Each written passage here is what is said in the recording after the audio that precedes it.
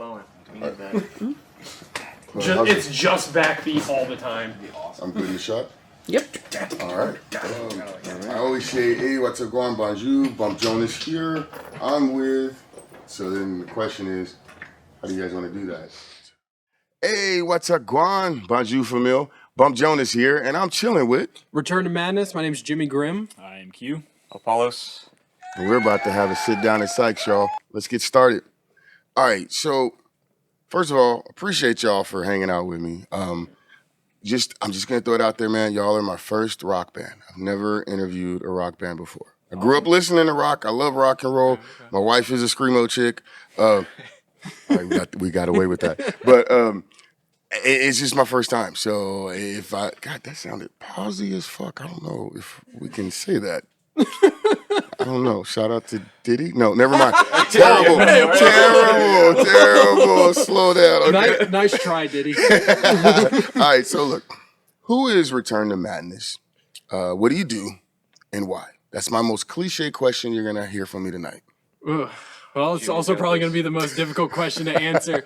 Return to Madness is, well, I don't know. I kind of view us as, and no offense, guys, kind of like the Island of Misfit Toys from that one Rudolph cartoon. Okay. Like myself, I'm a history major at UMKC, and I'm the nerdiest fucking guy you'll ever meet. That is wild. For real. Q, you want to describe yourself, or you want me to just go down the line? Well, I kind of jumped in about a year after the band was made, and yeah, it was just kind of, I mean, we're all a bunch of friends that were hanging out, just kind of, we wanted to make something, wanted to make music, and, it was a lot of fun. Then, obviously, band kind of didn't really break off from there, but other people, went their other directions. Me and Jimmy stayed the band for a while, then we just recently had Apollos, Oh, kind of shit. threw him into the mix. Okay. I'm the newbie. You're the newbie? Hey, newbie, talking to the mic. Yeah. Shit, my fault. Okay, so I want to touch on that. Now, Return to Madness, this is kind of a second version, iteration. Are you Lou Pearlman in this shit? Are you just like rotating players? It feels like that, but I feel like with the amount of time that Q has spent in the band, it at least gives us some credence that we've stayed somewhat the same. Okay. And I hope to stick with this group for a minute, as long as Apollos doesn't go running off. Okay, so we're not scaring Apollos off. Yeah, that's the goal. We're having a good time. So why? Actually, let me get back to what is it that you do? From my sound, let me guess here. You guys come off like a traditional garage band, punk rock type of sound. 100%. Yeah. Okay. The only difference is that we practice in an attic. Oh, not a garage. Seriously, in an attic. Oh, yeah. Oh wow, like At my parents' house. It's really hot in there. So this feels like some horror movie novel type of shit. Just I don't know. I just know Apollos was creeping up those stairs like, oh no, what did I just get myself into? Bands in the attic. I don't know. That sounds fire. on some loaded diaper shit from Diary of a Wimpy Kid. I mean, that's 100% what we are. Like, we started out playing in, like basements and people's garages, backyard venues. Okay, What you call the DIY scene. Just So a bunch y'all of are people that wanted to host shows but didn't have the professional equipment. So we just throw music together and a bunch of people would show up. That sounds like a shameless plug to the Mecca. But we're gonna skip that. Not yet. We're not there yet. Okay.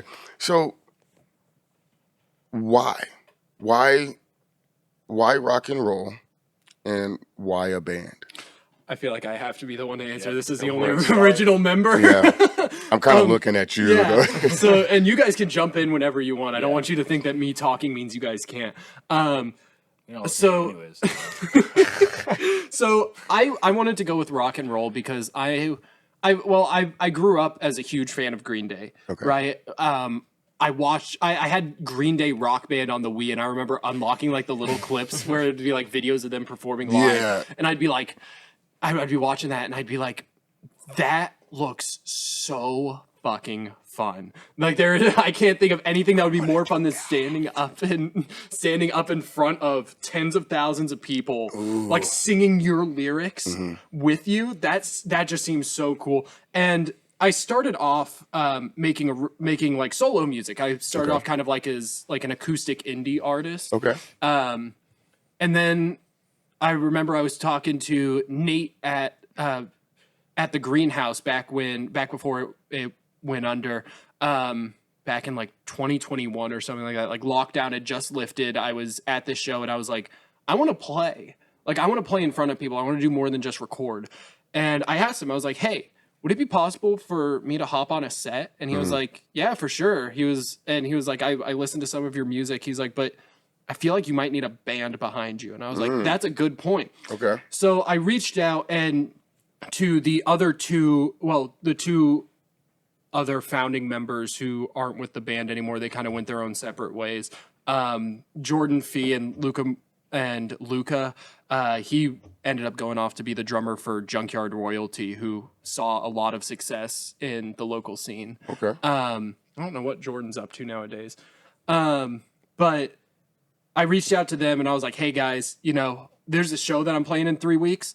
Do you want to, you want to hop on, throw some music together? I was like, it doesn't have to sound great. We're opening. We just have to bring some energy and we just got to have some fun. Right. And that was kind of the birth of the band. And then after that show, Luca went off. Like he had no intention of being a permanent member. He had like his own stuff going on. Oh. He was just doing it as a favor to Jordan. So he just cameoed that shit. Yeah. That's what's up. Ended up as a founding member of a band. That's fine. But yeah, after Luca, I was hanging out with Jordan more and we were like, we want to play more shows, but we don't have a drummer anymore. So I remember I was at work one day and I was like, man, who am I going to get to play drums? And offhanded, Q here, who worked with me at the time, mentioned that he played drums. I was like, oh. it was like a beam of light opened up from the heavens behind him. Something like that. So Q, you've been a man since day one. Basically. We'll go with like day two. Day two. I like this. Okay, hold on. Quick tangent. We love tangents here. We also love segues, but we're not there yet. Q, what's it like being the man? Because, like, Jimmy's the man, right? You're the brain. You're the passion. You're the heart of this thing. It starts from you, right? But, I mean, everyone needs a drummer. We're not gonna leave you out, Apollos, but everyone needs the drummer, right? And the drummer's kind of the heart of things. Like, what's it feel? And then there's the way the story goes. You kind of come in and save the day. So, I mean, I just got lucky, honestly. Like I said, we were both at work. We were just kind of talking. We found out that we both like playing music. Found out that he was in a punk band, wanted to play more shows. At that point, I was actually still in high school. So, oh, you're corrupting the youth. I'm a cradle robber. So, I went from playing football, like I was gonna play football. I was going to college. I was freshman, junior, already getting looked at by colleges. Wow. And then I decided I wanted to drop football, and I started playing band more and went out for theater and all that. I never acted or anything. I just built sets. I was always behind the scenes. But so Q got musically turned out, y'all. That's right. That might be bad. I'm sorry. I ruined this man's life. That's what happened. Nah. I completely derailed it. But Nikki Sixx. No, I'm kidding. Nikki Sixx was a bassist. All right. Yeah, I'm sorry. Put some respect on my name. Wow, that's crazy. That's wild. Whoa. Okay. Q, we got you. Let's get Apollos real quick. What is it that you bring? As far as the basis, as far as your personality and music. Bass guitar. Thank you. I'm Thank you so kidding. much. Go ahead. No, I don't know. Honestly, I just bring some meat to the potatoes, I feel like. Okay. Yeah. All right, I fuck with that. that was one thing. Was me and Jimmy for about a year. And a half. For like a whole show season, it was just us two. And it worked. It was fine. Okay. But there was a couple of songs that we had that we couldn't play without the You bass needed line that. behind like it. Monster. Yeah, We yeah. couldn't play Monster without the bass line. Yeah, so I mean, there were just a couple things that it was fine. So we you got complete through, them. But 100%. Yeah. You know, think so. I like that. A little That's fair to Dr. say. Evil shit going on here. So we've got the story. And this is a convoluted origin story, y'all. Like, this sounds like a mini series in the making in its own. You know what I mean? Netflix, get your pocketbook out. But cut the check. But I do have to ask, break down the current roles for us. Like, who does what musically, and then the logistics of getting shit done. So Jimmy obviously is the front man. He's our singer and guitar player. Obviously I'm drum set player. Paulus is bass, but as sort of like as far as like logistically, Jimmy thinks that he's the brain of everything, which I mean, for the most Kinda part, is. I guess. Kinda But is, Okay. no, I he love usually this. he usually comes up with most of the ideas, and someone will be like, "Hey, that's a good idea, but what if we also did this?" And he's like, "Oh yeah, I didn't think about that." So Okay. we all just kind of provide like other perspectives, and so I think It's that's very why. organic. Yeah, it's Okay. very. So Jimmy's the one that throws the spaghetti at the wall, like, yo, this would be fucking dope.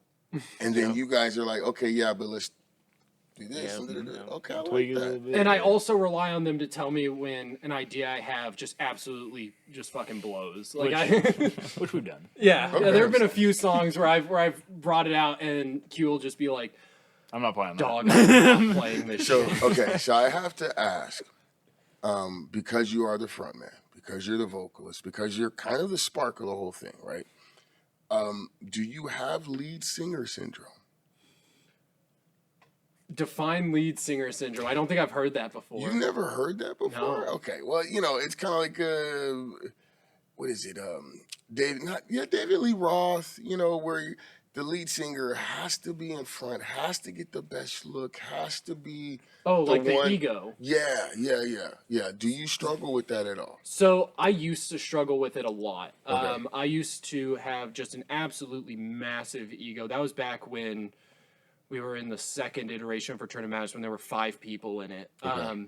Because at that point, that was the point where I was still organizing everything. Like Q was still kind of getting his feet wet in it. I couldn't he was still growing into the role that he's in now. So I didn't have much to lean on at that point.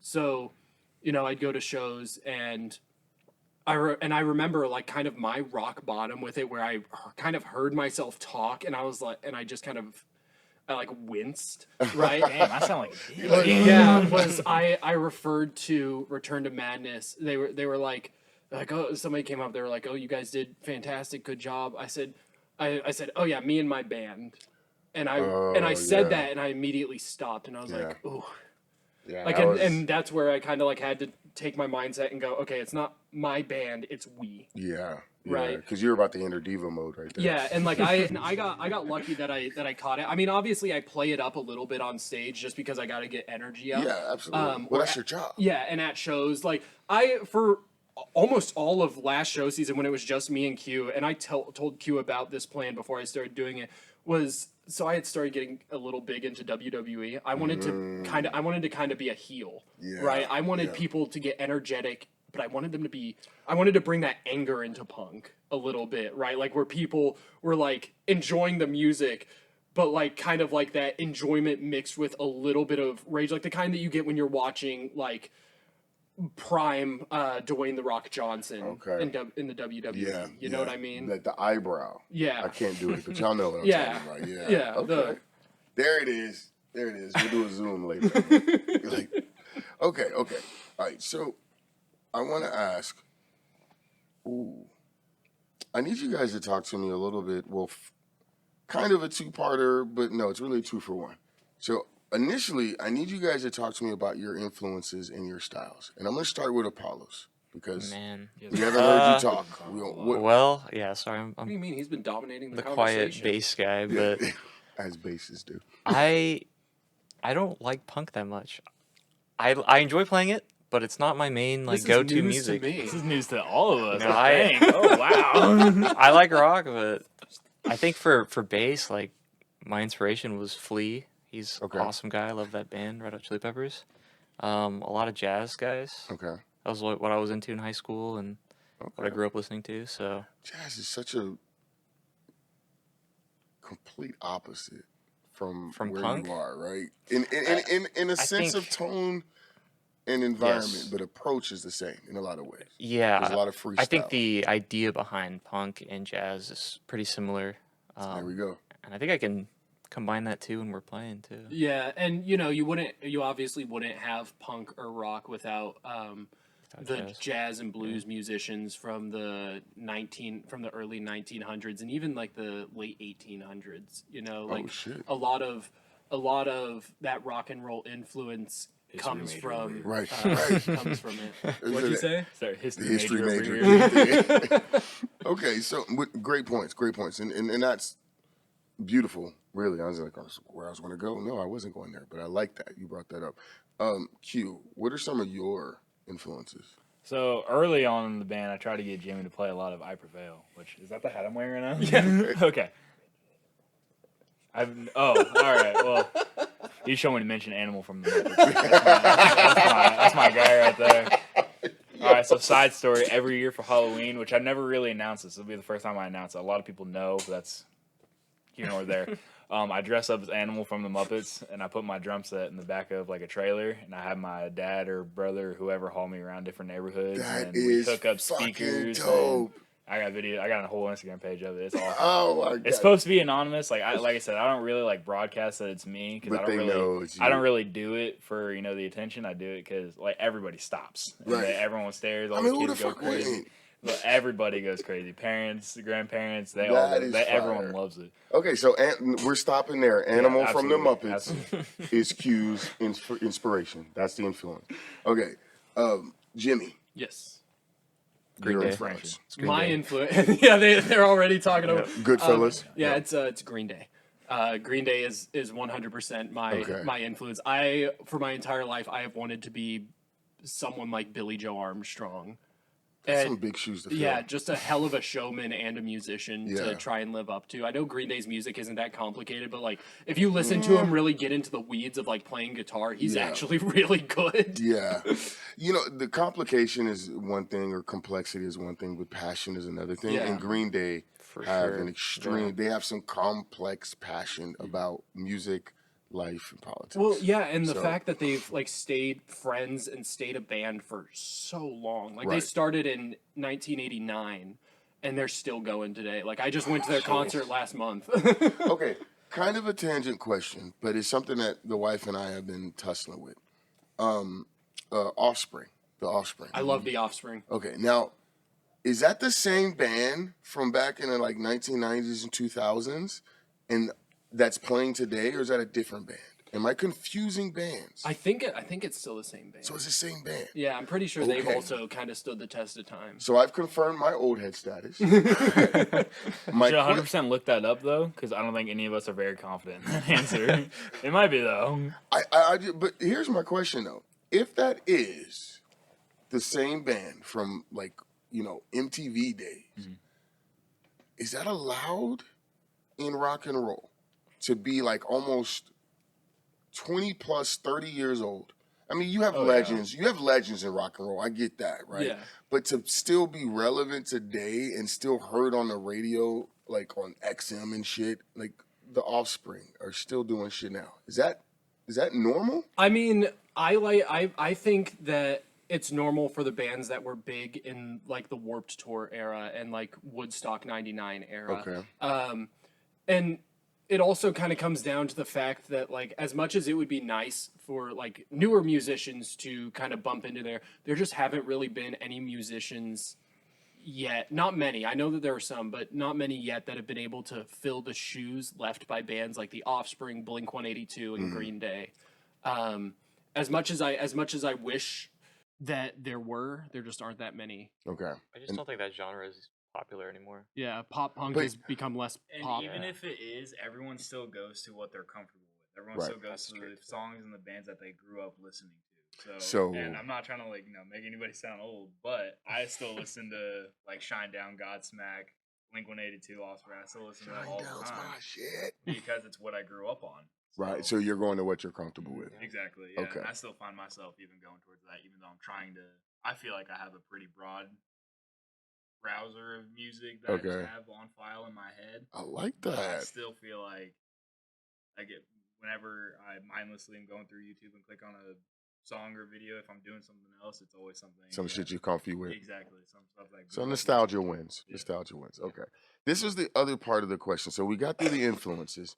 And with the influences, I want to talk about the KC rock scene. And I'm going to be honest, whether it's Kansas or Missouri, I'm excited to be able to like I said, you guys are my first rock band that I've interviewed. I love music. I'm from hip hop. I come from the hip hop world, but I love all forms of music. And I don't see a lot of like, there's just not a lot of hype or promotion or marketing I just don't see a lot when it comes to the KC rock scene. And I don't know if it's because I'm not paying attention or because there's no one yelling about it. I need someone to break it down. Tell me I'm being blind or tell me something. No, you're absolutely 100% correct. There is not a ton of promotion outside of like the local circles for Kansas City punk bands.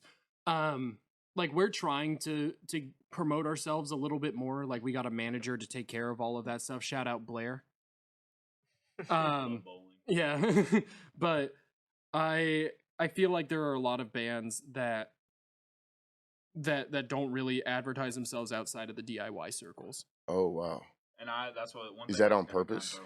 I don't think it's on purpose. I think it's kind of goes back to what Q was talking about, sticking with what you're comfortable with, right? Like there are a lot of people, and kind of myself included, who are scared of like the possible negative attention their music could get, like from people who don't like punk or pop punk, things like that. Because there are a lot of people out there who like very deep down in their soul do not like pop punk music and will actively like just try to ruin your day about it.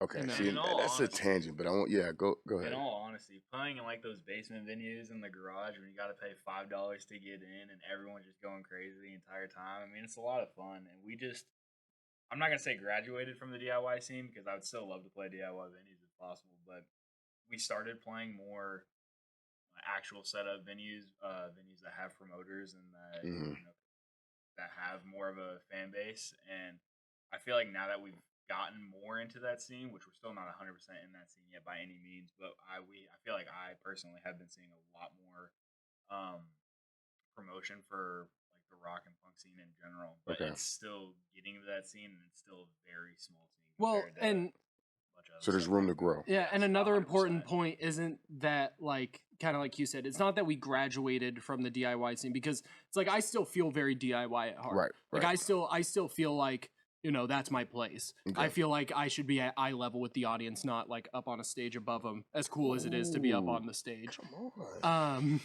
But the other issue is that there just aren't a ton of DIY venues anymore. Like all of the house venues and garage venues kind of closed up over the last year, and now all that you're left with in Kansas City are places like Farewell and Howdy, who are booked out until like out for like 2 years. Right. And it's so impossible for a lot of local bands to get shows at places like that, and it's just getting harder to be a DIY band in Kansas City. Ooh. Okay, so shameless plug, the Mecca. Yeah, shout out the Mecca. SprinkleSumSalt.podcast. We're here. We would love to have you. We open invite to anyone from the rock scene. Come out, play. I love come on. Okay, so look, man, God, we definitely got to do a part 2 because I'm enjoying this too much. I got to wrap us up, but I got a couple questions. I'm going to push it just a little bit to the limit here. Number 1, I got to ask.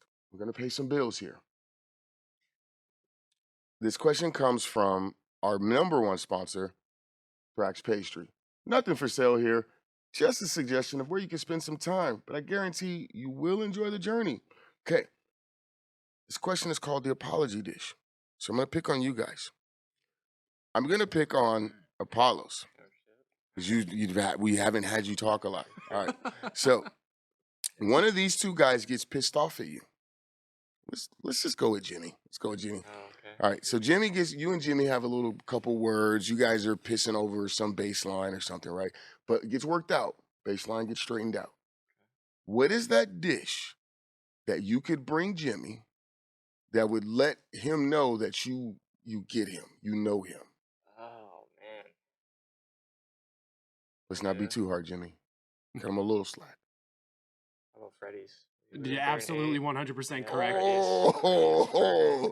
Like, and that's not even me like going easy on him. That's what the right it is. answer. Go see. Look, I just felt like the historian was going to be strict, but like you nailed it. All right, we're out the way. We're good. I love it. All right, now we're gonna pick on Q.